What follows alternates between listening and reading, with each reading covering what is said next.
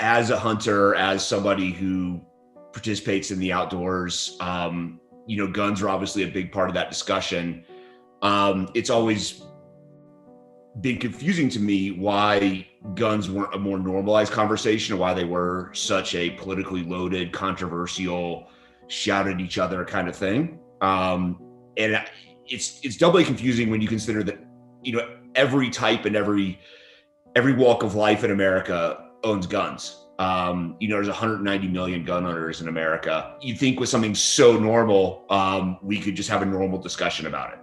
I could give you car advice right now and you probably wouldn't shout at me, right? But if we were to talk about gun ownership in any way, it would probably devolve into a shouting match of some kind if we were just normal people at a bar. And so when I became curious about why we were in this state where guns were so controversial, and so divisive, I delved a little more into asking what the NRA was and looking into it. I think it's really worthwhile tackling the NRA's points and the NRA itself head on, and saying, hey, you guys are not working in even the interests of your members, much less the American people, or even the Second Amendment.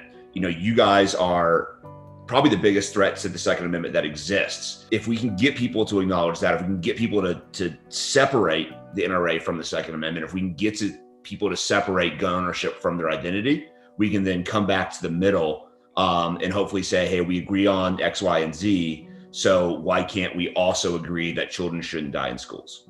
Every kid in America has to go do mass shooting drills now. Every kid in America goes to school scared. That affects that affects people's psyches, that affects people's mental health. People are growing up learning that institutions that all of us had as a safe place as kids are places where they could die. That's really terrifying. How much stress and how much trauma are kids being exposed to, and how does it affect their development? How does that affect their success as they move through higher education? How does that affect their success in the workplace? I think there's real consequences beyond just the number of deaths to our gun violence epidemic. Public health issues are society-wide problems that require society-wide solutions.